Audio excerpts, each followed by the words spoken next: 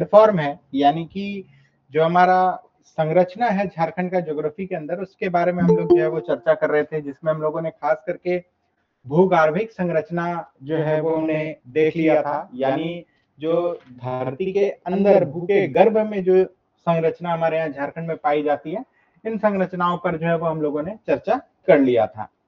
अब यहीं से जो है वो हम लोग इसके बाद अगला जो आप लोगों को टास्क भी दिए थे, जो आप लोगों को पढ़ के आना था, इसमें जो हमारा आता है वो आ जाता है भौतिक स्वरूप, या जिसको हम लोग कह सकते हैं कि धरातलीय स्वरूप, या इंग्लिश में कहते हैं फिजियोग्राफी, टेक्निकल भाषा में कहें जियोमॉर्फोलॉजी। तो इस तरह से जो भी शब्द आप दें, लेकिन ये टॉपिक जो है वो वैसा ही है। तो आज उसी पे हम लोग जो है वो चर्चा कर रहे हैं। जैसे हम लोग अगर ओवरऑल हम लोग लैंडस्केप की बात करते हैं, तो इसमें हम लोगों को दो देखना था। एक जो है वो आप देखेंगे कि हमारा जियोलॉजिकल स्ट्रक्चर, जिसके बारे में हमने कल चर्चा की, और दूसरा आज जो है वो हम देखेंगे हमारा भौतिक स्वरूप या फिजियोग्राफी जो है वो कह सकते हैं, या इसको जो है वो आप देखेंगे तो हम लोग धरातलीय स्वरूप भी जो है वो कहते हैं। तो फिजियोग्राफी जो है वो हम लोग कहते हैं। इसी को जो है वो आज हम लोग देखेंगे, और उम्मीद है आप लोगों को टास्क भी दिया था मैंने कि आप लोग पढ़ के आएंगे, तो आप लोग पढ़ के भी आए होंगे, इसके बारे में कुछ जानकारी जो है वो आपने जरूर हासिल की होगी। तो शुरू करते हैं हम लोग।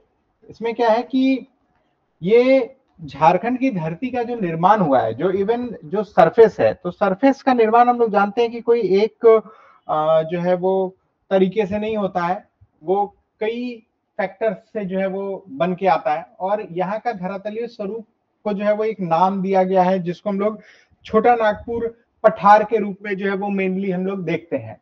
ये एक ओवरऑल इंडिया के कंटेक्स्ट में जो है वो इस क्षेत्र को डिनोट करने के लिए जो है वो कह दिया जाता है कि ये छोटा नागपुर पठार है।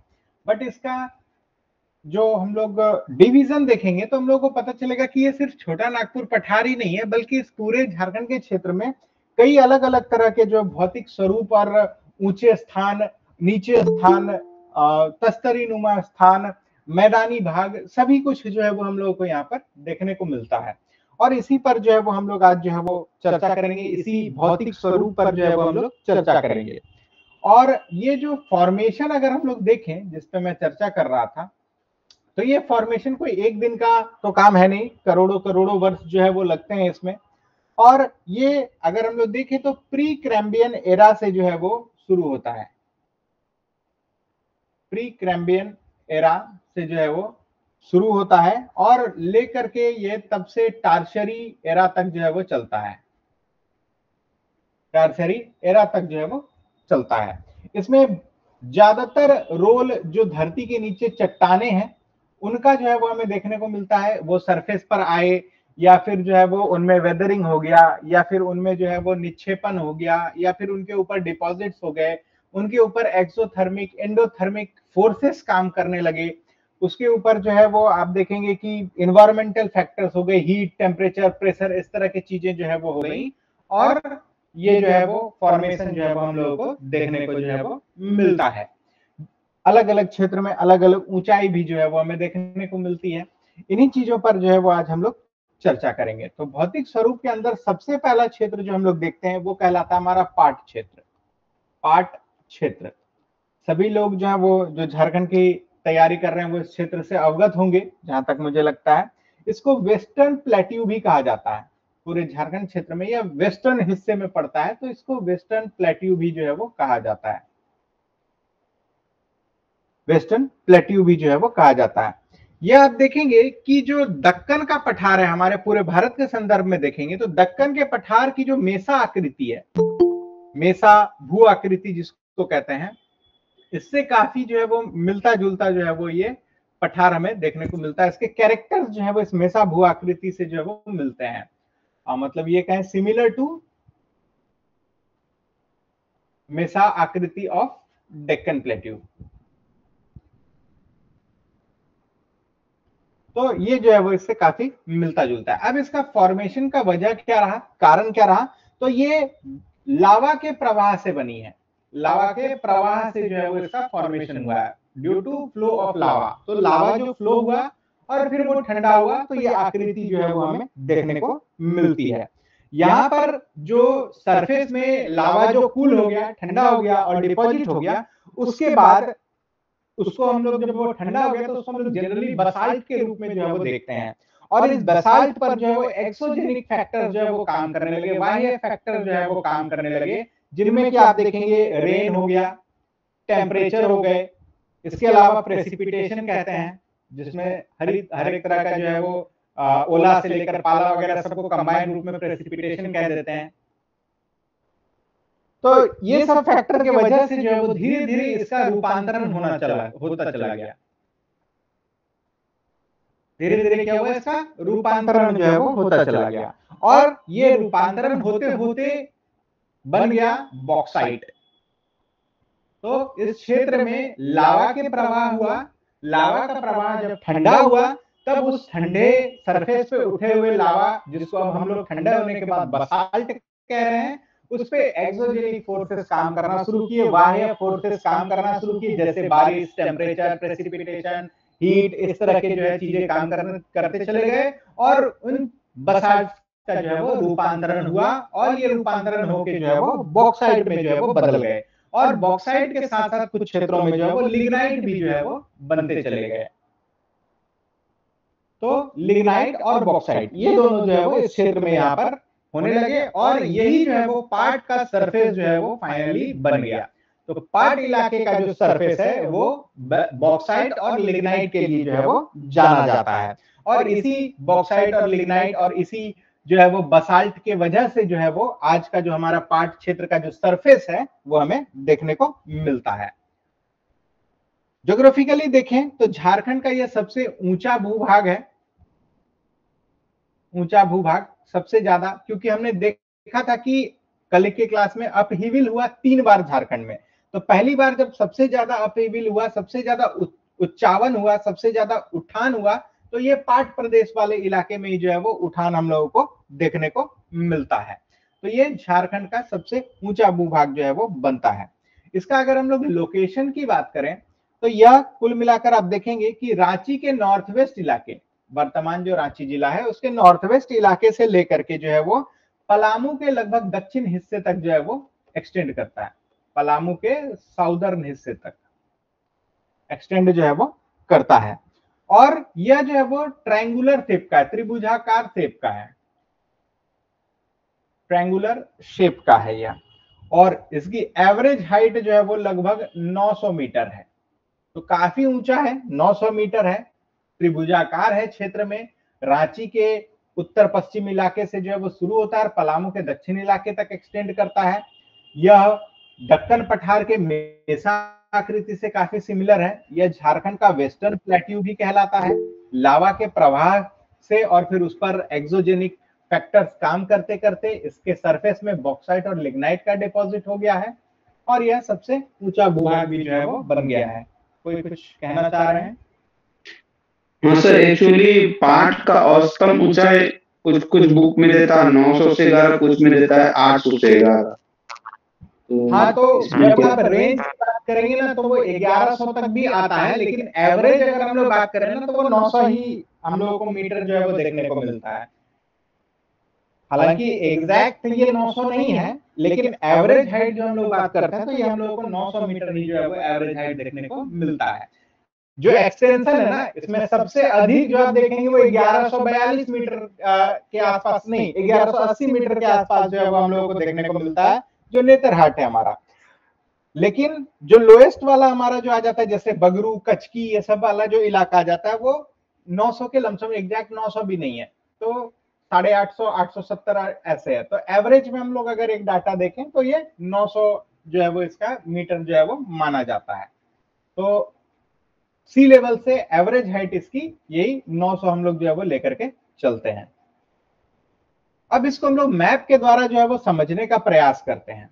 तो पार्ट की आकृति जो है वो लगभग दक्षिण में, यानी इधर हमारा पलामू है, तो लगभग इस तरह से सीधा आपको देखने को जो है वो मिलेगा, और कुछ इस तरह से जो है वो आपको ये त्रिभुजाकार शेप में जो है वो देखने को मिलेगा। और आप झारखंड की अगर बात करें तो यूं कुछ आपको देखने को जो है वो ये मिलेगा।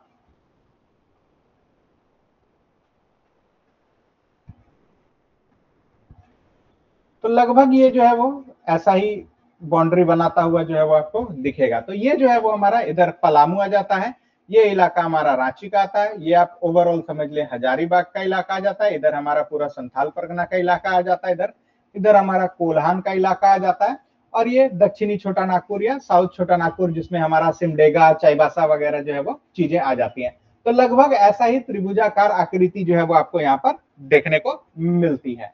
तो ये त्रिभुजाकार आप देख रहे हैं कि लगभग एक त्रिभुज की तरह जो है वो आपको देखने को मिलेगा।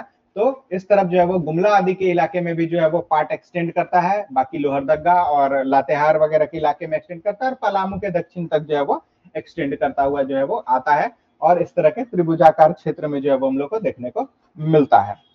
कुछ हिस्से जो है वो छत्तीसगढ़ वाले इलाके में भी जो है वो आपको देखने को मिलते हैं, लेकिन वो हमारा विषय नहीं आता है क्योंकि हम लोग झारखंड में देख रहे हैं। तो ये इसका लगभग लोकेशन आपको देखने को मिलेगा। अब नेक्स्ट हम लोग जो है वो इस पे बात करें तो बहुत सारे पार्ट हैं जिनमें दो हिस्से में इसको बांटा गया है पार्ट को। एक है पलामू पार्ट और दूसरा जो है वो गुमला लोहरदगा पार्ट। गुमला लोहरदगा पार्ट, तो जो पलामू पार्ट है दिस इज दी हाईएस्ट, ये सबसे ऊंचा वाला पार्ट है। अंदर का आप देखेंगे तो नेतरहाट जो सबसे ऊंचा है, 1180 मीटर इसकी हाइट है। यहीं पर आप देखेंगे मैग्नोलिया पॉइंट है जो काफी प्रसिद्ध पर्यटन स्थल है, इतिहास से भी जुड़ा है। मैग्नोलिया और एक चरवाहे की प्रेम कहानी आपने शायद सुनी हो, तो वो जो है वो यहाँ पर आता है। और इसी पार्ट पर जो है वो नेतरहाट, पहाड़ों की मल्लिका नेतरहाट, तो बहुत नामों से हम लोग जानते हैं। पर्यटन स्थल है, फील्ड फायरिंग रेंज है, पुलिस ट्रेनिंग एकेडमी है, नेतरहाट में आवासीय विद्यालय है जो विश्वविख्यात रहा है। हालांकि आजकल स्थिति काफी खराब हो गई है उस विद्यालय की, लेकिन एक समय में वो देश के जो है वो बड़े बड़े जो है वो टैलेंटेड लोगों का जो है वो ये विद्यालय रहा है। तो ये नेतरहाट जो है वो इसी पलामू पार्ट का हिस्सा बनता है। इसके अलावा जो इसमें आता है वो है जोड़ा डूमर पार्ट, जोड़ा डूमर। इसके अलावा इसमें आता है जमीरा पार्ट। ये सब इलाके हैं, हायर एलिवेटेड इलाके हैं, और नाम इनका जो है वो इस तरह से पड़ गया है, जमीरा पार्ट। इसी तरह एक है गुलगुल पार्ट जिसको जवाहर पार्ट भी कहा जाता है, गुलगुल पार्ट, याद रखिएगा इसी को जवाहर पार्ट भी कहा जाता है। तो ध्यान रखिएगा इसको, हो सकता है जवाहरलाल नेहरू साहब के नाम पर है इसलिए कभी छप जाए क्वेश्चन के रूप में। जी बोलिए पप्पू जी। एक्चुअली पारसनाथ के बाद जो गढ़वा जिला में शेरवत पहाड़ या पहाड़ आती है, आवाज नहीं आ पा रही तो पप्पू किस जी तरह आपकी। एक्चुअली जो क्या बोलते हैं, पारसनाथ पहाड़ी के बाद झारखंड का दूसरा सबसे ऊंची चोटी जो है शेरवत पहाड़ी है ना, जो गढ़वा जिला के भंडरिया प्रखंड में आता है, तो हाँ किसमें है, जी जी किस सरवत, रेंज में है? वो पाट का इलाका नहीं पड़ता है, वो एक अलग पहाड़ी है जो गढ़वा के आसपास में जो है वो पड़ता है। गढ़वा के भंडरिया क्षेत्र पड़ता है, उसके आगे छत्तीसगढ़ स्टार्ट हो जाता है। जी जी, तो वो जो है पूरा पूरी पाट का हिस्सा नहीं पड़ता है। Okay sir. पाट जो है वो पलामू के दक्षिण में ही पड़ता है और वहां से ही जो है वो समाप्त हो जाता है।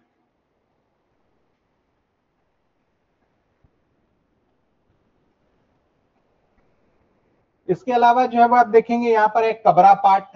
तो ये सब कुछ पाट के जो है वो नाम है।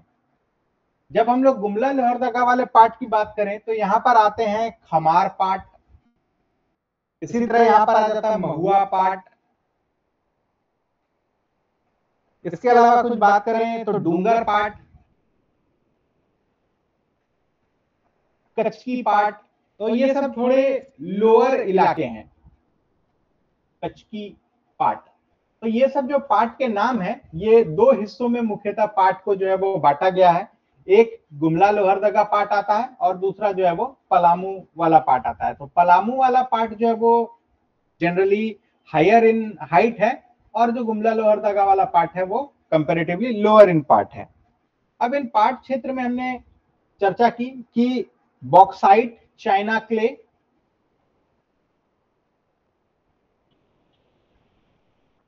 लिग्नाइट आदि खनिज जो है वो पाए जाते हैं। हाइट की बात करें तो पाट में सबसे ऊंचा तो हमने देखा कि नेतरहाट है भाई, 1180 मीटर है।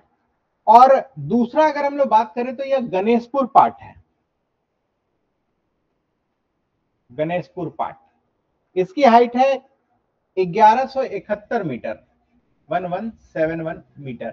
और हाइट में अगर थर्ड पाट वाले इलाके की बात करें तो ये जमीरा पाट है, जमीरा, यह है 1142 मीटर इन हाइट। तो ये टॉप 3 सबसे ऊंचे पाट वाले इलाके जो है वो हमें देखने को जो है वो मिलते हैं। इसमें जो है वो मुख्य नदी की अगर हम लोग बात करें तो जो उत्तर कोयल नदी है वह इसकी सबसे प्रमुख नदी है, नॉर्थ कोयल। इसके अलावा जो है वो साउथ कोयल भी है, लेकिन वो दक्षिण की ओर जो है वो बढ़ती है, लेकिन लोअर पार्ट वाले इलाके में, लोहरदगा गुमला पार्ट वाले इलाके में यह साउथ कोयल भी जो है वो हमें देखने को मिलती है। इसके अलावा इस इलाके में शंख नदी भी जो है वो हमें देखने को मिलती है। तो ये कुछ महत्वपूर्ण नदियां हैं। इसके अलावा छोटी छोटी कई नदियां भी जो है वो आती हैं। तो ये जो है वो चीजें पार्ट में जो है वो आपको ध्यान में जो है वो रखनी है पार्ट वाले इलाके में। दूसरा जो झारखंड का पठार है वो है हमारा रांची पठार, रांची पठार। तो ये रांची और खूंटी का जो आज वर्तमान इलाका देख रहे हैं, इस इलाके में जो वो एक्सटेंड करता है मुख्यतः।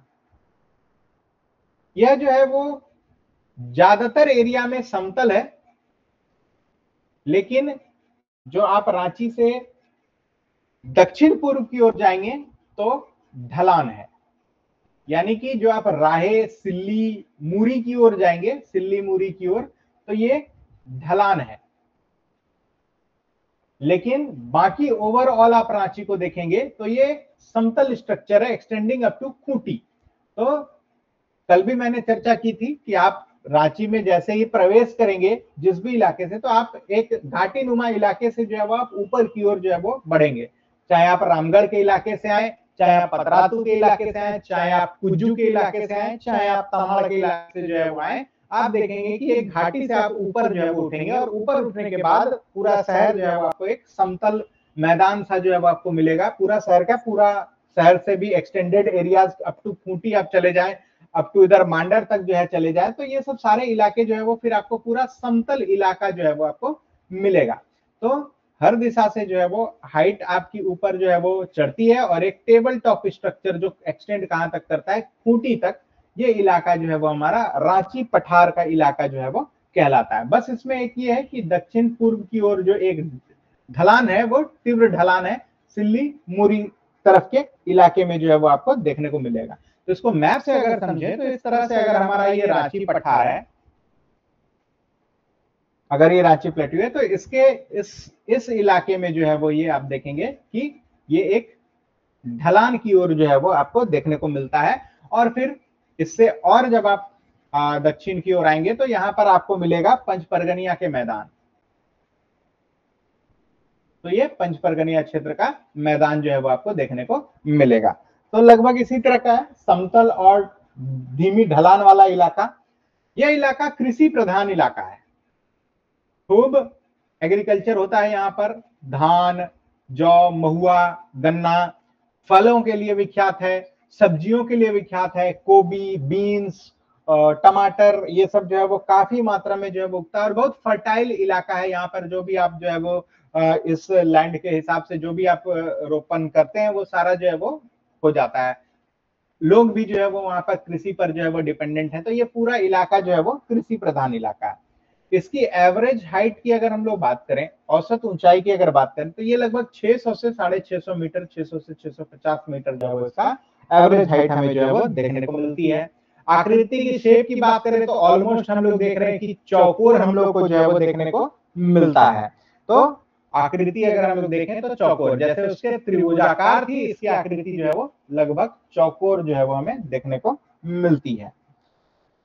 इसके अलावा जो है वो आप देखेंगे कि एक और कैरेक्टरिस्टिक है कि इस रांची पठार का जो ऊंचा भूभाग है, ऊंचा वाला भूभाग पर ज्यादा बसावट है, माने पॉपुलेशन है।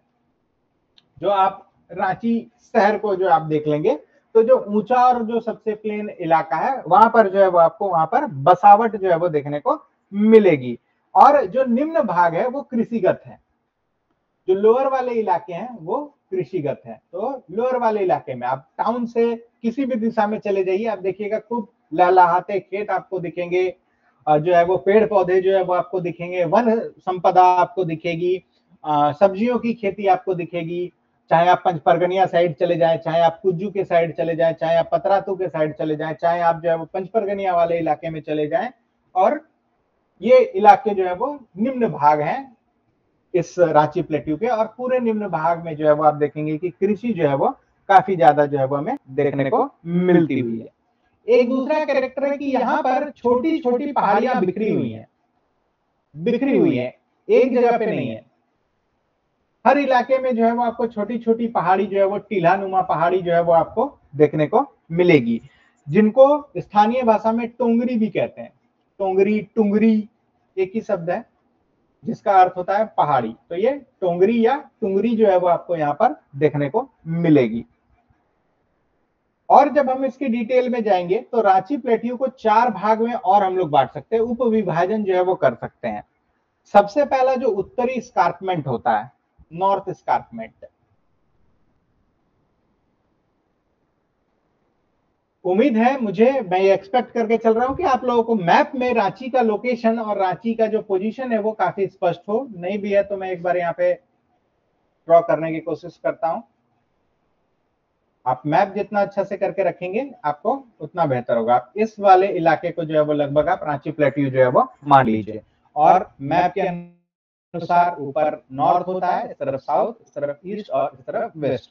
तो नॉर्थ की जब हम लोग बात कर रहे हैं तो उत्तरी स्कार्पमेंट वाला जो इलाका है, यह जो है वो जहां पर भूभाग खत्म होता है उसके बाद जो है वो तेज ढाल है, उसके बाद जो है वो तेज ढाल है। इसलिए आप देखेंगे कि बहुत सारी नदियां जो है वो इस दिशा में आपको बहती हुई जो है वो दिखेंगी, है ना। मोरहर, दरदा, फल्गु, इस तरह की नदियां जो है वो आपको इस क्षेत्र में जो है वो बहती हुई दिखेंगी। आप नदियों को जब पढ़ेंगे तो आप देखेंगे कि इन्हीं आसपास में जो है वो रांची पठार से जो है वो निकलती हैं और उत्तर की ओर जो है वो बहती हुई चली जाती हैं। तो ये उत्तरी स्कार्पमेंट में फिर आप देखेंगे कि तेज ढाल जो है वो हमें देखने को मिलता है। दूसरा जो इलाका है वो है दक्षिणी स्कार्पमेंट, साउथ स्कार्पमेंट। ये रिलेटिवली ढाल है लेकिन कम ढलान है, रिलेटिवली उत्तर के तुलना में कम ढलान है। इसलिए आप देखेंगे कि इधर ज्यादा नदियों के चैनल नहीं है, जो है एक दो भारी हेवी नदियां ही हैं, जिसमें सबसे प्रमुख स्वर्णरेखा जो है वो उत्तर चैनल की ओर जो है वो बहती हुई, सॉरी दक्षिण की ओर जो है वो बहती हुई दिखेगी, और उसकी सहायक नदियां जुमार और कांची वगैरह जो है वो फिर इधर बहती हुई जो है वो आपको दिख जाएंगी। तो ये साउथ स्कार्पमेंट का स्ट्रक्चर इस तरह से है। उसके बाद आता है central Ranchi plateau. Central Ranchi plateau, central Ranchi क्या है? ये आबादी है, पूरी आबादी है। पूरा यहाँ पर जो है वो शहर जो है वो आप देखेंगे जो है वो बसा हुआ है, घनी आबादी क्षेत्र है, और आधुनिक क्षेत्र के रूप में जो है वो डेवलप होते चला जा रहा है, इंडस्ट्रियल क्षेत्र के रूप में जो है वो डेवलप होता चला जा रहा है। और इसका चौथा जो इलाका है वो है मोरवान प्लेन्स। मोरवान ये क्या है? बंगाल पुरुलिया की ओर जो आपका ढलान जा रहा है यह मोरवान कहलाता है। इसमें आप देखेंगे कि वाटरफॉल वगैरह, जो हुंड्रू वाटरफॉल वगैरह जो आप देखेंगे तो ये इसी मोरवान प्लेन के शुरुआत में ही जो है वो आपको देखने को जो है वो मिलता है। और इसमें जो है वो आप देखेंगे कि इस मोरवान का क्या कैरेक्टरिस्टिक है, जो ऊपरी इलाका है, यानी जिसको हम रांची प्लेट्यू या मोरवान ढाल का ऊपरी इलाका या ज्योग्राफिकल नॉर्थ कह लें, अगर ये इलाका अगर कह लें तो इसका नॉर्थ ये इलाका हो गया ऊपर की ओर। तो ये नॉर्थ इलाका क्या है? जनरली ये धीमी ढाल है, इसलिए आप स्वर्णरेखा देखिएगा कि धीमी ढाल में बहती हुई है। रांची शहर के आसपास जब आप स्वर्णरेखा रिवर को देखिएगा तो उसका फ्लो बहुत तेज आपको नहीं दिखेगा। जो आप अगर रांची शहर को अच्छे से जानते हैं तो आप हटिया के इलाके से जो, और धुरवा डैम वगैरह के इलाके से जो आप देखेंगे स्वर्णरेखा बहती है नगड़ी पिस्का से आती हुई, तो उधर से जो है वो नामकुम के इलाके से जो है वो बहती हुई स्वर्ण रेखा जाती है, तो आप देखेंगे कि ढलान जो है वो वहां पे उसकी धीमी है, बहुत स्लो प्रोसेस में जो है वो बहती है, बहुत तीव्र गति से नहीं बह रही है, क्योंकि ऊपरी ढलान जो है वो धीमी ढलान है इसकी।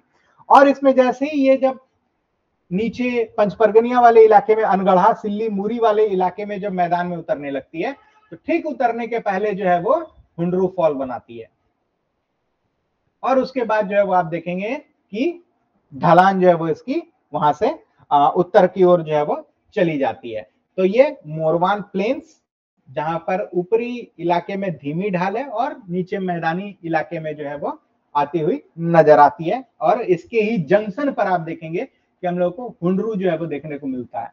अगर आप लोग ध्यान हो, सड़क मार्ग से अगर कभी आप लोग रांची से निकले होंगे, तो एक रास्ता जो है वो ओरमांझी से दाहिने की ओर जो है वो जाता है, जो क्या कहते हैं उसको, देखिए ना, नाम मैं भूल रहा हूँ, उस वाले रास्ते से आप सीधे रामगढ़ गोला की ओर जो है वो चले जाते हैं, काफी घाटी वहां पर भी उतरनी पड़ती है, टिकीदिरी वाली। आप एग्जैक्ट आप उस ढाल, और आप जो है वो ओरमांझी जू से आप उस ढाल की ओर जो है बढ़ते जाइए, आपको एहसास होगा कि आप जो है वो एक ढलान की ओर जो है वो जा रहे हैं। और वहीं आप मूरी की ओर भी चले जाइए तो आपको ये ढलान जो है वो महसूस होगा, चाहे आप रेलवे लाइन से जो है वो जाए, चाहे आप जो है वो सड़क मार्ग से जाएं। तो आप अगर ज्योग्राफिकली इन चीजों को समझ रहे हैं तो आपको एहसास भी होगा कि हाँ, एक इवन सा ढलान जो है वो हमें महसूस हो रहा है। तो ये जो है वो रांची प्लेट्यू को 4 उपभागों में जो है वो बांटा गया है, और यही जो स्कार्पमेंट आप देख रहे हैं ना, इसी स्कार्पमेंट के वजह से ही जो है वो कई सारे वाटरफॉल हैं, कुल मिलाकर 7 वाटरफॉल्स जो है वो हमें देखने को मिलता है। झरनों का शहर हम लोग रांची को कहते हैं, क्यों कहते हैं? इन्हीं वजह से, क्योंकि ये जाकर के एक ढलान या एक समतल इलाका के बाद सीधे ढलान की ओर आ रही है, तो नदियों का भी ढलान जो है वो वहां पर बनता है। तो आप रांची के चारों दिशाओं में देख लें, हर बड़ा, चाहे आप दसम देख लीजिए, जोना देख लीजिए, सीता फॉल्स देख लीजिए, हुंडरू देख लीजिए, तो जितने भी आप वाटरफॉल्स जो है वो देखेंगे, वो कहीं ना कहीं जो है वो सीधे फ्लैट एरिया से सीधे जब ढलान की ओर जो है वो जाती है, तो स्कार्पमेंट बनता है। चाहे वो आप उत्तरी दिशा में देख लें, चाहे आप दक्षिणी दिशा में देख लें, और चाहे आप मोरवान की दिशा में जो है वो देख लें, तो इन्हीं स्कार्पमेंट की वजह से कई जलप्रपात जो है वो हमें देखने को मिलते हैं। और आप देखेंगे कि सारी नदियां जो है वो ऊपरी इलाके में स्लो फ्लोइंग है, और फिर नीचे इलाके में आने के बाद जो है वो वाटरफॉल बनाने के बाद जो है वो उनकी गति जो है वो और तीव्र होती हुई हमें जो है वो दिखेगी।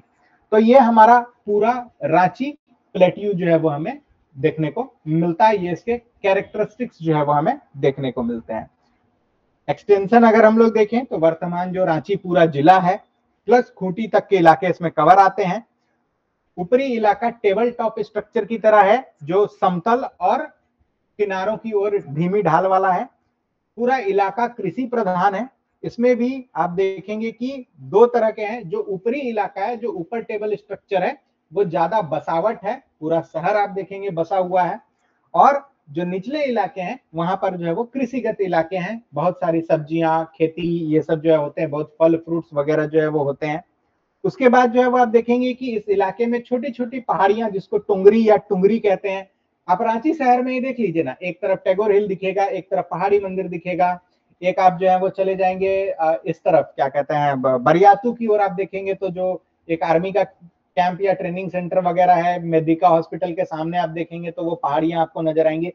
और ये सारे, फिर आप कांके रोड में चले जाएंगे तो जो कांके डैम है वहां पर भी है वो रॉक गार्डन, जो पर्यटन स्थल बनाया गया है, तो वो भी क्या है, बीच शहर में आप देखेंगे एक छोटी पहाड़ी है, और फिर उस पहाड़ी के आसपास सारे मैदानी इलाके हैं, कुछ भी नहीं है, कोई रेंज नहीं है कि 2-3 किलोमीटर तक फैला हुआ, एक प्रोजेक्शन जैसा उठा है और बाकी जो है वो वैसा ही वैसा है। तो ये जो है वो इसका कैरेक्टर जो है वो हमें देखने को मिलता है। उसके बाद इसमें 4 उपभाग हैं। उत्तरी स्कार्पमेंट, जो कि उत्तर की ओर जैसे जैसे जाते जाएंगे तो ढाल जो है वो इसकी तेज होती जाएगी, जिसमें कई सारी नदियां जो है वो बहते हुए ढाल से होते हुए जो है वो बिहार के मैदानों में प्रवेश कर जाती है। हालांकि फिर इसको दामोदर काटती है 2 हिस्सों में, लेकिन ओवरऑल ज्योग्राफिकल स्ट्रक्चर जो है वो ऐसा ही है। उसी तरह साउथ स्कार्पमेंट है, जिसमें कि कम ढलान है। उसके बाद सेंट्रल रांची जो आ जाता है, वहां पर आबादी बसावट है, और जो मोरवान इलाका है वह जो है वो हमें देखने को मिलता है। ये 4 हिस्से जो है वो हमें देखने को मिलते हैं रांची प्लेट्यू के। तो अभी तक हमने दो देखा, एक पार्ट को समझा, दूसरा रांची प्लेट्यू को जो है वो समझा। आगे बढ़ते हैं, तीसरा हम लोग बात करते हैं, तो ये हमारा हजारीबाग प्लेट्यू। हजारीबाग प्लेट्यू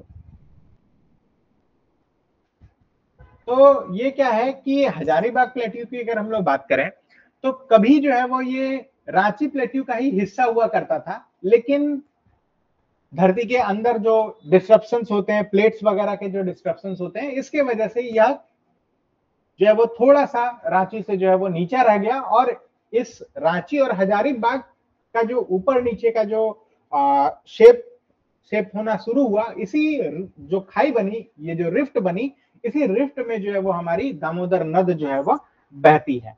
तो हजारीबाग प्लेट्यू को और बेहतर तरीके से हम लोग समझने का प्रयास करते हैं। इसमें जो है वो आप देखेंगे एक आता है ऊपरी हजारीबाग, जो रांची के ऑलमोस्ट पैरेलल है, रांची प्लेट्यू के पैरेलल है। बीच में बस जो रिफ्ट बनी है, जो खाई बनी है, उसमें दामोदर बहती है। और दूसरा जो है वो है बाह्य हजारीबाग, एक्सटर्नल हजारीबाग। बाह्य या एक्सटर्नल।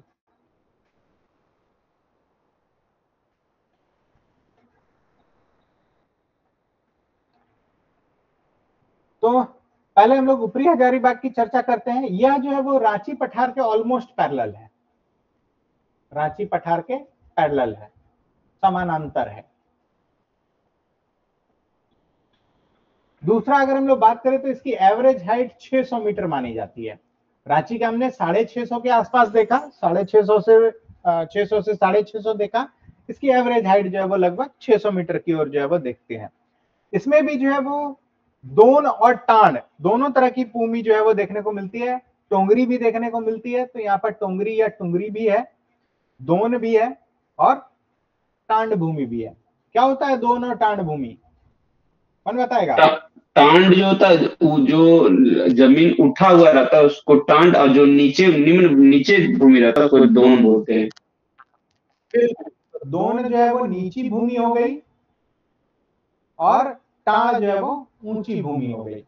तो ये दोनों तरह का जो स्ट्रक्चर है ये हमें इस ऊपरी हजारीबाग में जो है वो देखने को मिलता है। इसके अलावा कई पहाड़ी भी जो है वो देखने को मिलती हैं, तो ये टोंगरी भी जो है वो यहाँ पर देखने को मिलती हैं। इसके भी चारों ओर एस्कार्पमेंट है। इसके भी, इस हजारीबाग प्लेट्यू के भी जो है वो चारों ओर जो है वो एस्कार्पमेंट है। इस एस्कार्पमेंट के दक्षिण की ओर जो है वो आप देखेंगे दामोदर घाटी है, और दामोदर प्लस इसकी सहायक नदियों की घाटी अगर हम लोग मान लें तो ये जो है वो सहायक रिवर्स की घाटी जो है वो हम लोग को देखने को मिलती है। लेकिन इसका कैरेक्टर रांची प्लेट्यू से भिन्न कैसे है कि इस प्लेट्यू में, इस हजारीबाग प्लेट्यू में वन आच्छादन बहुत ज्यादा है रांची की तुलना में। वन आच्छादन जो है उसमें ज्यादा है। रांची में क्या कैरेक्टर है कि वहां एग्रीकल्चर ज्यादा है, और हजारीबाग प्लेट्यू का क्या कैरेक्टर है कि वहां वन आच्छादन जो है वो बहुत ज्यादा है, और अच्छे डेंस फॉरेस्ट भी जो है वो हमें देखने को जो है वो मिलते हैं। दामोदर नदी जो है वो इसको रांची पठार से अलग करती है। दामोदर जो रिवर है, रिवर दामोदर, यह रांची पठार से जो है वो इसको अलग करती है। और जो इसका पश्चिमी भाग है, वेस्टर्न भाग है, वहां पर जो है वो औरंगा नदी का जो है वो उद्गम हमें देखने को मिलता है, औरंगा रिवर। तो ये औरंगा रिवर भी जो है वो यहाँ पर देखने को मिलती है। इस क्षेत्र में जो भी पहाड़ियां हैं वो सब अवशिष्ट पहाड़ियां हैं।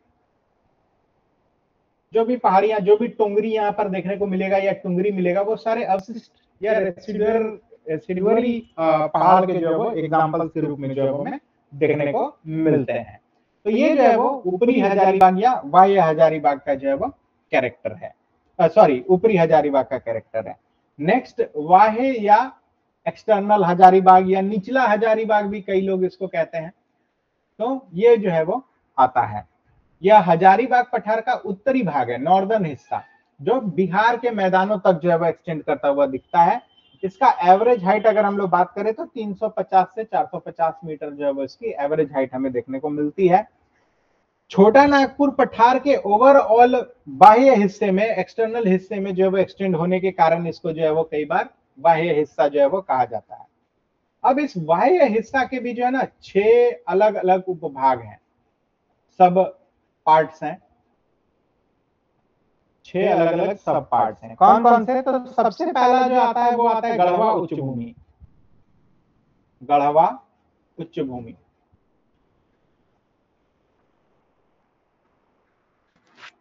कुल मिलाकर देखिए नॉर्थ कोयल और कनहर नदी के बीच का इलाका, नॉर्थ कोयल और कनहर नदी के बीच का इलाका, लगभग एवरेज में यही इलाका जो है वो आपको देखने को मिलेगा। दूसरा जो इसका सब पार्ट आता है यह आता है कोयल औरंगा बेसिन, या कोयल नदी, नॉर्थ कोयल नदी से लेकर के औरंगा नदी तक का जो इलाका है यह जो है वो इसका दूसरा पार्ट जो है वो वाही हजारीबाग का पार्ट आता है। तीसरा आता है छतरपुर के मैदान, छतरपुर मैदान, यह कौन सा इलाका हो गया? तो आप समझ लीजिए कि पुनपुन नदी का उत्तरी बेसिन, पुनपुन नदी का उत्तरी बेसिन, या इस नदी से नॉर्थ इलाके, इस नदी के उत्तर के इलाके। नेक्स्ट जो आता है वो आता है चतरा पठार, चतरा पठार, ये क्या है भाई? ये फल्गु का उद्गम स्थल जो है वो आप मान लीजिए कि वो वाला इलाका है, फल्गु का उद्गम स्थल वाला इलाका। तो ये चतरा पठार जो है वो कहलाता है। फल्गु और इसकी जो भी छोटी मोटी सहायक नदियां उस वाले इलाके को जो है वो कहता है। और ये सारी जो है वो ये नदियां वगैरह जो उत्तर की ओर जो है वो बहती है, इसका ढलान जो है वो उत्तर की ओर है, यानी बिहार की ओर जो है वो आपको देखने को मिलेगा। इसका जो पांचवा इलाका आता है यह आता है हमारा कोडरमा पठार, अबरख के लिए जाना जाता है यह पठार, कोडरमा पठार। और यह जो है वो आप देखेंगे बराकर का मुहाना, जो बराकर का ओरिजिन, नॉट मुहाना, मुहाना तो बंगाल में है, दामोदर में जाकर मिलती है। तो बराकर का जहां से ओरिजिन हो रहा है वहां से लेकर के क्यूल नदी तक का जो इलाका है उस इलाके को जो है वो हम लोग देखते हैं। कुछ कुछ ज्योग्राफर्स जो है वो झारखंड के, उन्होंने इसको अजय नदी के मुहाने तक, यानी जो हमारा मुंगेर में अजय नदी ओरिजिनेट करता है, जो देवघर की ओर घुसता है, वहां तक का इलाका को जो है वो कोडरमा पठार का मानते हैं, अजय नदी तक का जो है वो पार्ट को जो है वो मानते हैं। तो ओवरऑल अब वो लोग कहते हैं तो आप समझ सकते हैं कि ये क्या इलाका के बारे में जो है वो बात कर रहे हैं। तो कौन कौन से इलाके हो गए? गढ़वा उच्च भूमि, कोयल औरंगा बेसिन, छतरपुर का मैदान, चतरा पठार, कोडरमा पठार, और एक जो छठा इसका इलाका आता है वह कहलाता है गिरिडीह पठार, गिरिडीह पठार। ये सारे इलाके जो है वो बाह्य छोटा नागपुर यानी दामोदर नदी जो है वो एक सी शेप सा स्ट्रक्चर जो है वो बनाती है। इस सी शेप के स्ट्रक्चर के जो है वो दक्षिण और उत्तर की ओर में जो है वो ये पठार जो है वो देखने को मिलते हैं। और ओवरऑल जो है वो ये लोअर हजारीबाग का जो है वो पार्ट बनता है। तो वाह्य हजारीबाग जो है वो बनता है। अब इसको हम लोग मैप से जब समझेंगे तो देखिए और बेहतर तरीके से जो है वो समझ पाइएगा। तो ये क्या होता है कि अगर हम लोग इसको रांची पठार, सॉरी,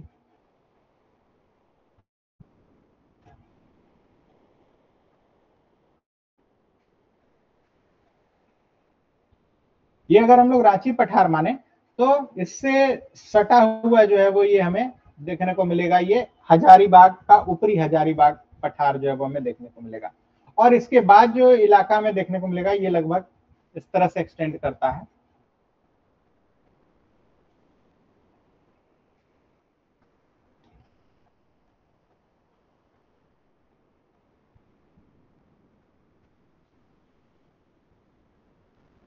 तो ये इस तरह से जो है वो निचला हजारीबाग जो है वो एक्सटेंड करते हुए दिखेगा।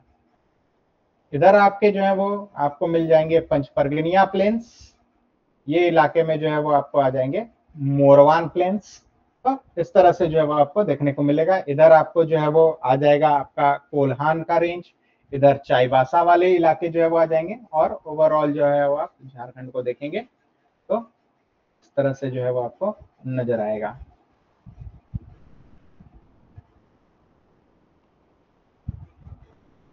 कुछ इस तरह से जो है वो आप इसको देख तरीके से हम लोग बना सकते हैं इसको। ये रांची प्लेट्यू आ गया, ये देखिए लगभग त्रिभुजाकार में जो है वो आपको पाट के प्लेट्यूज जो है वो मिल जाते हैं। यहाँ पर जो है वो चाईबासा मैदान मिल जाएंगे आपको। यहाँ पर जो है वो आप देखेंगे कि पोरहट, ये हो गया पंचपरगनिया, या निचले वाले इलाके में पोरहट का इलाका आ जाता है। तो ये सब क्षेत्र है, ये इधर तो राजमहल हिल्स के इलाके आ जाते हैं। तो इस तरह से जो है वो आपको देखने को मिलेगा। यहाँ पंचपरगनिया प्लेन्स के साथ जो है वो मोरवान और पंचपरगनिया प्लेन्स का जो है वो इलाका आपको देखने को मिलता है। इसको और स्पष्ट तरीके से हम लोग समझ सकते हैं, लेकिन फिलहाल हम लोग जो है वो ऊपरी और निचला हजारीबाग जो है वो देख रहे हैं। इसके अंतर्गत सबसे पहले हम लोग देखें तो ये इलाका गढ़वा उच्च भूमि का आ गया। उसके बाद हमारा कोयल औरंगा बेसिन का आ गया। उसके बाद हम लोग बात करें तो यहीं पर जो है वो हमारे छतरपुर के मैदान जो है वो आ जाते हैं। उसके बाद ये वाला इलाका चतरा का पठार जो है वो आ जाता है। और आप जिले वाला मैप देखेंगे तो लगभग आपको जो है वो समझ में आ जाएगा। और फिर यहाँ पर आप देखेंगे कि कोडरमा वाला पठार जो है वो आपको देखने को मिलेगा।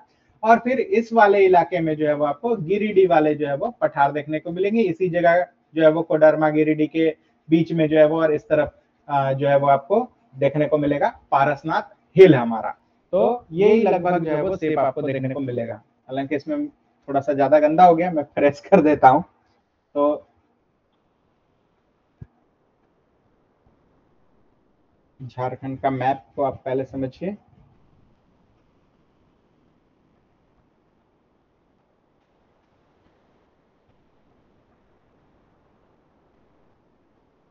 इसलिए मैंने कल भी कहा था कि मैप प्रैक्टिस करना जो है वो बहुत जरूरी है। इसमें आप देखेंगे तो सबसे पहले हमने क्या देखा कि लगभग ये जो इलाका आता है हमारा, ये हमारा पाट का इलाका जो है वो आएगा। इसके बाद ये जो इलाका आता है हमारा, ये आ जाता है हमारा रांची प्लेट्यू। उसके बाद ये जो इलाका आता है ये हमारा आ जाता है हजारीबाग का ऊपरी हिस्सा, अपर हजारीबाग। और लगभग ये जो इलाके आएंगे ये हमारा आ जाता है निचला, लोअर हजारीबाग। तो ये जो है वो हमें देखने को मिलता है। इस तरफ जो है वो हमारा, इसको कहते हैं सिमडेगा प्लेट्यू, जो कभी केसलगढ़ के नाम से भी जो है वो जाना जाता था। इसके बाद यहाँ पर आ जाएगा हमारा कोल्हान प्लेन्स। ये सब सारे नीचे निचले इलाके हो जाते हैं, कोल्हान प्लेन्स। इसी वाले इलाके में जो है वो हम लोग देखेंगे कि चाईबासा प्लेन्स। यहाँ पर जो इलाका आता है ये आ जाता है पोरहट का। उसके बाद यहाँ पर जो ये इलाके आते हैं इसको पंचपरगनिया प्लेन्स। उसके बाद ये जो इलाका आता है ये हमारा लगभग राजमहल हिल्स। तो इस तरह से जो है वो कई सारे इलाके जो है वो हमारे बटे हुए हैं, जिनमें हमने अभी पाट को देखा, रांची पठार को देखा और हजारीबाग प्लेट्यू को देखा। हजारीबाग के दो हिस्से हमने देखे, ऊपरी हजारीबाग और वाही या निचला हजारीबाग। ऊपरी हजारीबाग जो लगभग रांची प्लेट्यू से सटा हुआ है, बीच में दामोदर नदी इसको जो है वो डिवाइड करती है। और लगभग जो है वो आप देखेंगे कि रांची पठार के पैरेलल ही जो है वो हमें देखने को मिलता है। वही बाह्य पठार है, तो बाह्य पठार में कई उपभाग हैं, जिनमें 6 महत्वपूर्ण उपभाग हैं, जिनमें गढ़वा की उच्च भूमि, कोयल औरंगा बेसिन, छतरपुर के मैदान, चतरा वाले पठार, कोडरमा का पठार और गिरिडीह का पठार जो है वो हमें देखने को मिलता है। जो झारखंड की सबसे ऊंची पहाड़ी है पारसनाथ पहाड़ी, वह भी इसी वाह्य पठार में जो है वो स्थित है, 1365 मीटर है, आप लोग जानते ही हैं। इसमें दो महत्वपूर्ण नदियों की घाटी है, एक दामोदर नदी की घाटी है और दूसरी बराकर नदी की घाटी जो है वो हमें देखने को मिलती है। यहाँ पर आप देखेंगे तो जो चट्टाने हैं वो कठोर चट्टाने हैं, कठोर पायरोक्सी चट्टाने जो है वो हमें देखने को मिलती है, कठोर पायरोक्सी चट्टान जो है वो हमें देखने को मिलती है।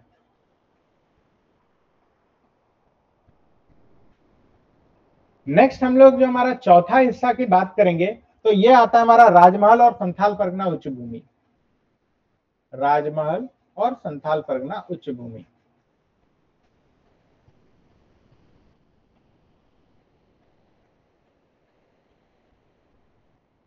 राजमहल संथाल परगना उच्च भूमि, इसका एवरेज हाइट की अगर हम लोग बात करें तो यह 300 से 150 मीटर है।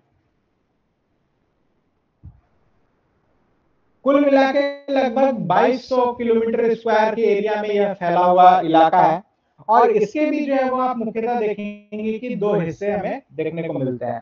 पहला हिस्सा जो राजमहल पहाड़ी है, एकदम पहाड़ी के ऊपर वाला इलाका, राजमहल हिल्स जो है ये, और दूसरा जो है वो इसका इरोडेड लैंड मास है, अपर्दित भूमि है, क्योंकि पहाड़ से जो इरोजन हुआ वो निचले इलाके में जाकर के जो है वो डिपॉजिट होता चला गया।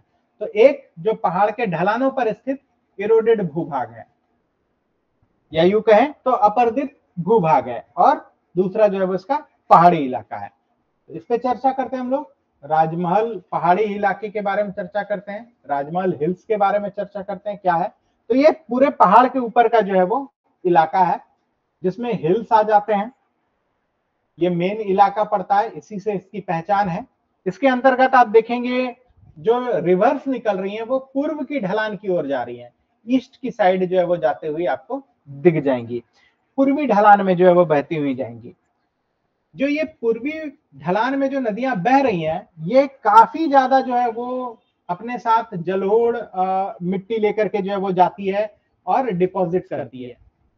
ऊपर पहाड़ों से जो है वो पूरा जो मटेरियल है उसको लेकर के जो है वो जाती है, और जाकर के जो है वो निक्षेपित करती है इलाकों, निचले इलाकों में डिपॉजिट करती है, लोअर इलाकों में, जिससे एलुवियल डिपॉजिट जो है वो यहाँ पर बनते हैं।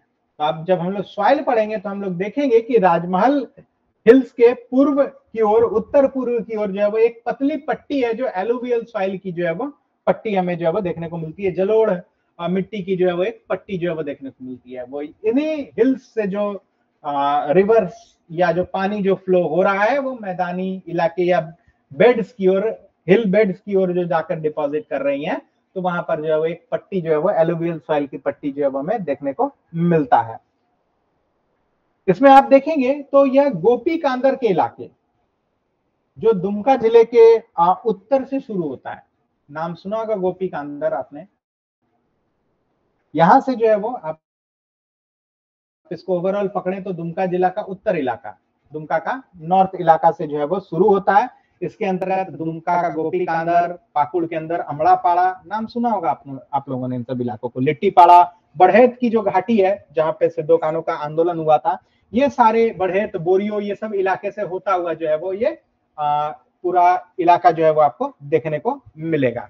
तो ये एक इलाका हो गया हिल, और ये हिल के फुट हिल्स जो है आ गए, जिनमें एलुवियल डिपॉजिट्स हिल्स के वजह से जो है वो हमें देखने को मिलते हैं।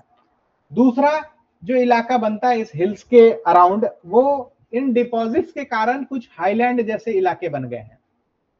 इन्हीं डिपॉजिट्स, मान लीजिए ये जो पहाड़ है मान लेते हैं राजमहल हिल्स के, तो ये राजमहल हिल्स से जो डिपॉजिट्स आ रहे हैं, इन डिपॉजिट्स की वजह से कुछ ऊंचे इलाके जो है वो डेवलप हो गए हैं, जिनमें आप देखेंगे कि एक पतली पट्टी के रूप में जो है वो हमें देखने को मिलते हैं। इसमें उधवा, पाकुड़, महेशपुर, पकुड़िया तक के इलाके जो है वो आपको देखने को मिलेंगे। इसको आप थोड़ा सा मैप से समझने का प्रयास करेंगे तो और बेहतर समझ में आएगा।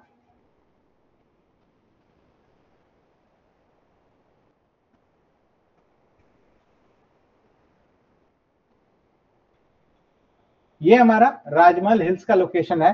तो ये जो हमारा इलाका है, इस इलाके में आपको मिलेगा राजमहल, उधवा, इसके अलावा आप देखेंगे पाकुड़, इसके अलावा पकुड़िया, और कुछ हद तक दुमका जिला में शिकारीपाड़ा। ये जो इलाके हैं यहां पर इस उच्च भूमि के वजह से जो डिपॉजिट्स आ गए, यहां पर पूरी तरह से जो है वो एलुवियल डिपॉजिट जो है वो देखने को मिला, और इन डिपॉजिट्स के कारण एक हाईलैंड जैसा जो है वो बन गया। यानी कि जो है वो हम लोग क्या कहते हैं, ऊंचे भूमि को टाण, तो ये टाण जैसा जो है वो इलाका जो है वो यहाँ पर बन गया, और ये जो है वो राजमहल पहाड़ी के दो हिस्से हैं। दूसरा जो इसका इरोडेड लैंड मास है, यानी अपर्दित भूमि जो है, अपर्दित भूमि जो इसका दूसरा इलाका है, सेकेंड पार्ट जो इसका बनता है, यह जो है वो आप देखेंगे कि जो इस फुट हिल्स के अलावा जो लोअर इलाके आ गए, यानी कि राजमहल हिल्स जहां से खत्म हो जाते हैं उसके बाद जो मैदानी इलाके आ गए, जिसमें देवघर, जामताड़ा, दुमका जिला का पश्चिमी हिस्सा और देवघर जिला का पश्चिमी हिस्सा, जिसमें आप देखेंगे कि मधुपुर वगैरह के इलाके, ये सब सारा जो है वो मैदानी इलाके जो है वो आपको देखने को मिलते हैं। और ये राजमहल हिल्स के फुट हिल्स के बाद वाले इलाके जो है वो मैदानी भाग जो है वो आपको देखने को मिलते हैं। इसमें 2-3 रिवर बेसिन है, जिसमें अजय रिवर बेसिन आ जाएगा आपको इस अपर्दित भूमि में। अजय नदी जो है वो बह रही है देवघर और जामताड़ा होते हुए वेस्ट बंगाल की ओर चली जाती है। इसी में आपको जो है वो मोर या मयूराक्षी रिवर भी जो है वो आपको देखने को मिलेगी। मोर या मयूराक्षी जो त्रिकुट पहाड़ देवघर से निकलती हुई दुमका होते हुए मसांजोर बांध का निर्माण करते हुए बंगाल की ओर जो है वो चली जाती है। और इन्हीं नदियों के जो है वो, ये 2 मुख्य नदियां हैं, इन्हीं नदियों के जो है वो और जो है वो सहायक नदियां जो है वो, धाराएं जो है वो आती हैं। इन मैदानी इलाकों में भी कई जगह पर अवशिष्ट पहाड़ियां आपको दिखेंगी, रेसिडुअल पहाड़ियां जो है वो दिखेंगी, जिसका character same to same as Rajmahal hills है। राजमहल हिल्स में जिस तरह के चट्टान है, जिस तरह के जो पत्थर हैं, जिस तरह का जो वहां पर पत्थरों में लावा के कारण जो बना हुआ पत्थर है, वैसा ही इन अवशिष्ट पहाड़ियों में जो आपको देखने को मिलेगा। तो और सेम कैरेक्टर प्रोजेक्शंस जैसे जो है आपको दिखेंगे। फिर पहाड़ के आसपास 2, 4, 10, 15 किलोमीटर तक जो है हो सकता है कुछ न दिखे, आसपास के सारे इलाके जो है वो मैदानी दिखेंगे, बस प्रोजेक्शन की तरह एक मजबूत पहाड़, अवशिष्ट पहाड़ जो है वो खड़ा दिखेगा। आप अगर देवघर जिला को जानते हैं तो आप त्रिकुट पहाड़ को देख लीजिए, आप देवघर जिला को जानते हैं तो तपोवन पहाड़ को देख लीजिए, आप अगर दुमका जिला की बात करें तो यहाँ पर भी आप देख लेंगे कि बहुत सारी पहाड़ियां जो है आपको देखने को मिलेंगी। आपने एक हिजला मेला का नाम सुना होगा, वो हिजला पहाड़ के आसपास जो है वो देखने को मिलता है। एक पर्यटन स्थल है चूटोनाथ, वह भी जो है वो मयूराक्षी नदी के बगल से जस्ट जो है वो आता है। तो आप जहां भी देखेंगे इसी तरह के प्रोजेक्शन नुमा पहाड़, जो अवशिष्ट पहाड़ के एग्जाम्पल्स हैं, वो देखने को मिलता है। और इन पहाड़ों के स्ट्रक्चर, शेप और पत्थरों को स्टडी करिएगा तो ये सेम वही पत्थर, वही कंपोजिशन के हैं जो राजमहल हिल्स में जो है वो कंपोजिशन पाए जाते हैं। इसलिए इस क्षेत्र में आप देखेंगे कि पत्थर का व्यवसाय भी जो है वो बहुत ज्यादा जो है वो चलता है। क्रशर प्लांट बहुत सारे आपको देखने को मिलेंगे, जिंदा पत्थर जो है वो देखने को मिलेगा, जो पूरा राजमहल, बरहड़वा और फिर आपका वो पाकुड़ का जो इलाका है वो पत्थर के एक्सपोर्ट के लिए जाना जाता है। कल भी हम लोगों ने चर्चा की थी कि इसमें जो है वो हम देखने को मिली है। तो ये इन्हीं अवशिष्ट पहाड़ियों से ही जो है वो हमें देखने को मिलता है। इसके अलावा इसमें आप देखेंगे कि जो इलाके आ गए, इसमें देवघर, दुमका, जामताड़ा और गोड्डा का जो नॉर्थ इलाका है, नॉर्दर्न इलाका जो बिहार से सटता हुआ इलाका है, ये सारे इलाके जो है वो हमें देखने को मिलता है। इसमें एक अलग से एक थोड़ा सा जो हमारा इधर का इलाका है राजमहल हिल्स के बाद, जहां पर साहिबगंज सिटी टाउन जो है वो लोकेटेड है, ये वाला इलाका जो है वो आप देखेंगे कि कुल मिलाकर गंगा नदी तक जो है वो फैला हुआ है। एक और मैं स्पष्ट मैप बनाता हूं, तो इस तरह से जो है वो आप देखेंगे कि ये हमारा संथाल परगना का इलाका है और ये जो राजमहल हिल्स है, तो यहाँ पर जो है वो दुमका, देवघर, यहाँ पर आप देखेंगे गोड्डा, यहाँ पर आप देखेंगे जामताड़ा। तो ये क्या है, इनके फुट हिल्स के बाद ये मैदानी वाले इलाके जो है वो आपको देखने को मिलते हैं। इसके उत्तर पूर्व में भी जो है वो एक मैदानी इलाका है, जहां पर आप साहेबगंज का जो टाउन है वो टाउन जो है वो आप महसूस करेंगे। और ये टाउन जो है वो बिल्कुल गंगा नदी के तट पर ही जो है वो बसा हुआ टाउन जो है वो आपको देखने को मिलेगा। तो राजमहल हिल्स के बाद एलुवियल डिपॉजिट्स का एक फर्टाइल लैंड का पट्टी, और इसके बाद जो है वो राजमहल शहर जो है, जो साहेबगंज शहर आप देख रहे हैं, टाउन देख रहे हैं, वो बसावट है जो बिल्कुल गंगा नदी के किनारे पे हमें देखने को मिलता है।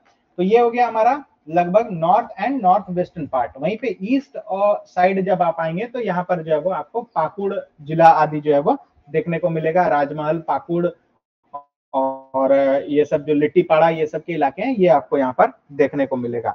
तो ये जो है वो हमारे इस राजमहल हिल्स और संथाल परगना उच्च भूमि जिसको कहते हैं, इसका 2 हिस्सा हमने जो है वो देखा। तो कुल मिलाकर हमारे जो फिजियोग्राफी है, इसके अंतर्गत हमारे धरातलीय स्वरूप में मुख्य रूप से अगर हम लोग देखें तो 4 हिस्से बनते हैं। पहला बनता है पाट, दूसरा बनता है रांची प्लेट्यू, तीसरा बनता है हमारा हजारीबाग प्लेट्यू, और चौथा जो है वो हमारा राजमहल और संथाल परगना वाला इलाका बनता है। और बाकी के फिर उच्च इलाके, पाट के जो है वो अपर पार्ट यानी कि जो हमारा पलामू पार्ट जिसको कहते हैं, और फिर लोअर पार्ट यानी कि गुमला लोहरदगा पार्ट। फिर रांची में भी जो है वो हमने देखा कि रांची का पठार, इसके 4 भाग, उत्तरी स्कारमेंट, दक्षिणी स्कारमेंट, सेंट्रल रांची और मोरबान वाले ढलान। वहीं हजारीबाग प्लेट्यू में देखें तो इसके मुख्यतः 2 भाग में ऊपरी हजारीबाग जो रांची से पैरेलल है, और एक्सटेंडेड हजारीबाग, एक्सटर्नल हजारीबाग, वाई हजारीबाग जो कि रिलेटिवली हाइट कम है। और फिर इस एक्सटर्नल के जो है वो 6 हिस्से हमने जो है वो देखा, जिसमें गढ़वा उच्च भूमि, कोयल औरंगा बेसिन, छतरपुर के मैदान, चतरा का पठार, कोडरमा का पठार और गिरिडीह का पठार जो है वो हमें देखने को मिला। और वहीं राजमहल हिल्स में जो है वो एक जो हिल्स का इलाका है, और दूसरा जो हिल्स के आगे जाकर के जो इरोडेड लैंडमास है, या जिसको हम लोग अपर्दित भूमि कहते हैं, जो जनरली मैदानी इलाके हैं। हिल्स में भी 2 सब डिवीजन, एक तो पूरा पहाड़ के ऊपर और दूसरा एक पहाड़ के जस्ट फुट हिल्स पर। तो पहाड़ के ऊपर वाले इलाके के वजह से जो इरोशन हुआ और उसके फुट हिल्स पर जो आकर इलाके बन गए, वो जलोढ़ उच्च भूमि जो है वो बन गए। वहां पे जलोढ़ मिट्टी की डिपॉजिट जो है वो देखने को मिली, जिसमें महेशपुर, पकुड़िया, उधवा, राजमहल वाले इलाके जो है वो देखने को मिल गए। और हिल के ऊपर वाला इलाका, और इसमें जो मैदानी भाग बने, जिसमें दुमका, जामताड़ा, देवघर और गोड्डा का जो नॉर्थ वेस्टर्न इलाका बन गया, ये इलाके जो है वो इसमें आ गए। तो ये हमारा कुल मिलाकर हमने जो है वो जो धरातलीय स्वरूप है इसको समझने का प्रयास किया। क्लियर है यहां तक?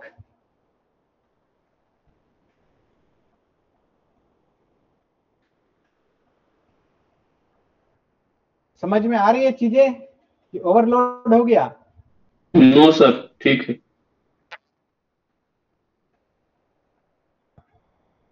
इन डिवीजन से जो है वो काफी क्वेश्चंस भी जो है वो पूछे जाते हैं, तरह तरह के क्वेश्चंस जो है वो पूछे जाते हैं।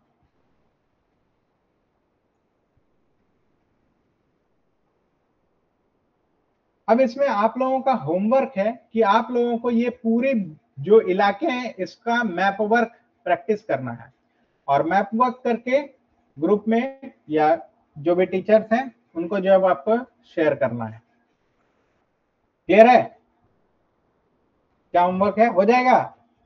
और मैप खुद से बनाना है, डाउनलोडेड मैप नहीं।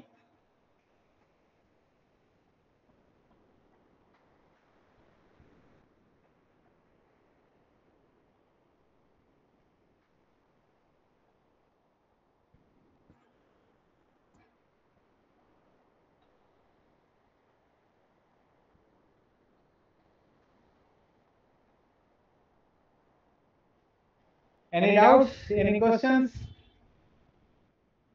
No concept sir, of location no sir. समझ में आ रहा है?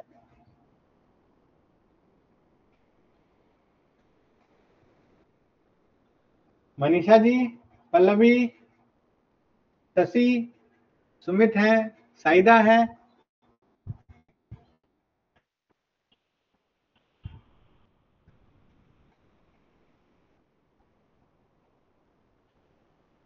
अक्षय जी डर से यस बोल रहे हैं कि पता नहीं सर कुछ पूछ दिए तो।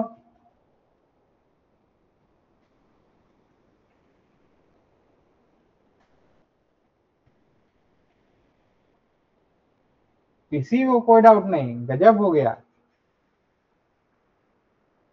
पढ़ के नहीं आए लोग, हम समझ गए।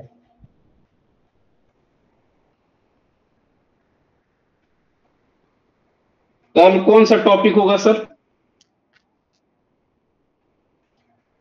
नेक्स्ट हम लोग कल रिवर सिस्टम देखेंगे झारखंड में।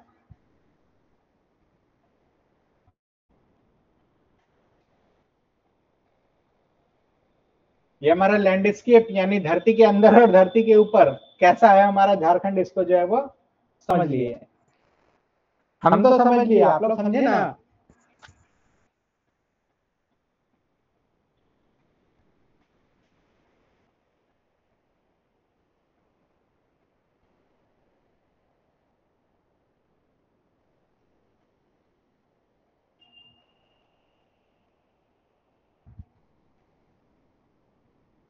अक्षय जी थम्स अप दे रहे हैं।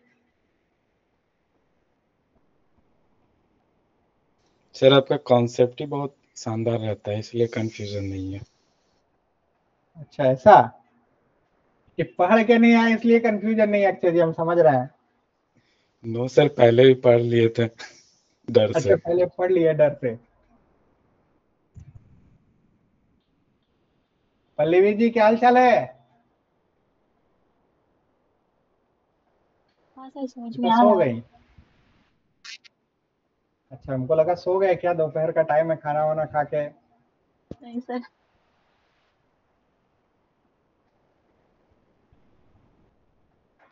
चलिए, तो अगर कोई डाउट्स नहीं है तो हम लोग जो है वो यहीं तक रखते हैं आज। फिर नेक्स्ट जो है वो हम लोग कल रिवर सिस्टम पे जो है वो चर्चा करेंगे।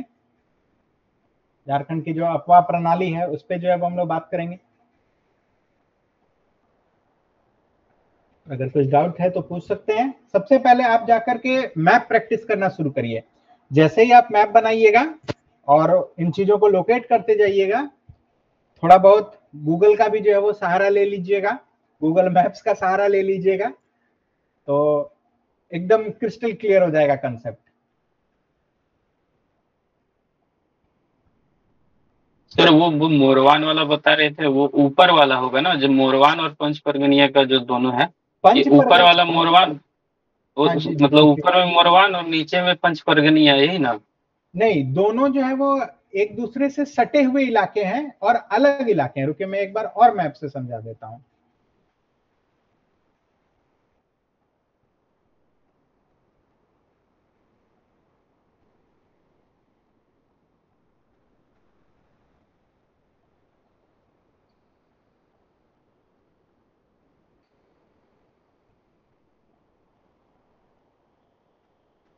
ये हमारा लगभग रांची प्लेट्यू है। इस वाले इलाके में जो आता है ये आ गया आपका पंच परगनिया प्लेन्स।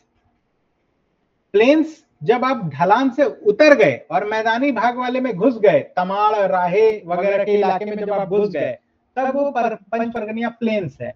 लेकिन यहीं से और थोड़ा सा इससे उत्तर पूर्व की ओर जब आप इस इलाके में जो बंगाल वाले इलाके की ओर, पुरुलिया वाले इलाके की ओर जा रहे हैं, इसमें जो है वो आप मूरी वाले इलाके की ओर जा रहे हैं, सिल्ली वाले इलाके की ओर जा रहे हैं, तो यहाँ पे जो ढलान आपको देखने को मिल रही है यही हमारा मोरवान जो है वो कहलाता है। ये मोरवान ढलान जो है वो कहलाता है। तो मतलब आप समझ लीजिए कि रांची शहर से आप नामकुम वाले रास्ते से सीधा जो आप निकल रहे हैं ना पुरुलिया की ओर, वो वाला जो इलाका है वो आपका मोरवान हो गया। और रांची से जब आप नामकुम से दाहिने कट के जो आप तमाड़ की ओर जब आप निकल रहे हैं, तो घाटी पार करने के बाद जो मैदानी इलाके में आप घुसते हैं, सोना हाथू वगैरह के इलाके में, जहाँ देवड़ी मंदिर जो स्थित है जिस इलाके में, इलाका तो तमाड़ ही है, तो आप देखेंगे घाटी से उतरने के बाद वो प्लेन लैंड है। तो वो प्लेन लैंड जो है वो आपका पंच परगनिया इलाका हो गया। तो ये एक दूसरे से ऐसे ही इंटरलिंक्ड है, बस अगल बगल में। मतलब रांची मुरी रेल लाइन मोरवान में? हाँ वो सीधा सीधा मोरवान में। आप रेल लाइन से जाएंगे भी तो आप देखेंगे एक स्टीप सा ढलान आपको टिलमुरी महसूस होगा। जैसे ही टाटी सिलवे से बाद आप पार करेंगे रेल लाइन से, और 2-4-10 किलोमीटर जाने के बाद आप देखेंगे कि पहाड़ से ढलान की ओर जो है वो जाती है, और पहला स्टॉप जो है वो मूरी रेल लाइन जो है वो मिलता है। पूरे जंगलों से होते हुए बड़ा खूबसूरत सा नजारा मिलेगा, पहाड़ियों के बीच से होते हुए वो हमारी रेल लाइन जाती है। जोन्हा फॉल स्टेशन भी जो है वो आपको देखने को मिलेगा, एक है ना, जोन्हा स्टेशन ही है ना शायद, हाँ जोन्हा स्टेशन ही है, तो वो एक हॉल्ट है। हाँ तो वो है, वहां से आप देखेंगे तो बड़ा खूबसूरत इलाका भी है वो हमारा। वो आप पहुंच जाते हैं, और जैसे ही वहां से आप नीचे ढलान में उतरे, उससे और तमाड़ की ओर जब आएंगे, जब आप दक्षिण की ओर और देखेंगे, तो वो इलाका जो है पंच परगनिया प्लेन्स में जो है वो चले जाएंगे। 5 परगना की वजह से उसको पंच परगनिया कहा जाता है भाई। बुंडू, राहे, सिल्ली, तमाड़ और एक कुछ है, क्या है, सोना हाथू। सोना हाथू, हाँ। तो इस वजह से इस इलाके से जो है ये पंच परगनिया प्लेन्स कहलाते हैं। भाषा भी है पंच परगनिया भाषा, जेपीएससी में काफी लोग लेते हैं, अच्छा सिलेक्शन रेशियो भी है इसमें। तो ये वही इलाके हैं। ओवरऑल ये रांची प्लेट्यू का ही हिस्सा है। और वहीं से जो रांची से खूंटी जिला की ओर आप जाएंगे, आप सिंह मोड़ से वाले रास्ते से जैसे खूंटी जाएंगे, तो आपको कहीं कोई घाटी नहीं मिलेगी, एकदम पैरेलल है। रांची से खूंटी आप जाएंगे तो एकदम समानांतर रोड आप में जो है वो खूंटी पहुंच जाएंगे। तो ये रांची प्लेट्यू जो है वो इस तरफ खूंटी तक, और फिर खूंटी के बाद फिर आपको जो है वो पहाड़ी और जंगल के इलाके जो है वो आपको मिलना शुरू हो जाएंगे। तो वो इलाके जो है वो आपको देखने को मिलते हैं। वहां के बाद जो है वो इसका दक्षिणी स्कार्पमेंट जो है वो शुरू हो जाएगा।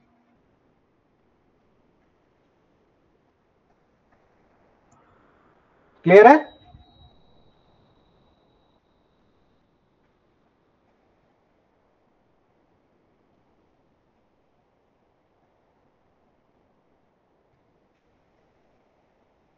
खुशी गुप्ता जी, शशि, आप हैं यहाँ पे? Yes sir. चलिए, समझ पा रहे हैं? क्लियर है कंसेप्ट? जी sir. Deepak ji, yes sir. समझ में आ रही है चीजें? जी सर, क्लियर होगा अच्छी तरीके से। बिल्कुल बिल्कुल, नहीं तो क्लास को बिल्कुल इंटरैक्टिव रखना है, नहीं तो हम ही सो जाएंगे। तो ये शेयर किसमें करना है, मतलब जो आप बोले मैप? व्हाट्सएप में जो ग्रुप है या टेलीग्राम ग्रुप है, कहीं भी शेयर कर दीजिए, उसमें क्या दिक्कत है। ठीक।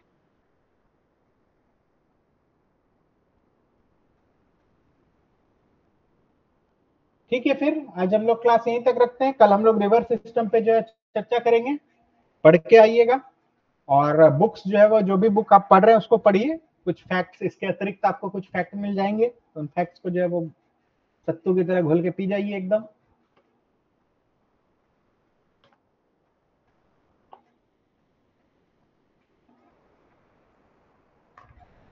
Thank you sir. Thank you.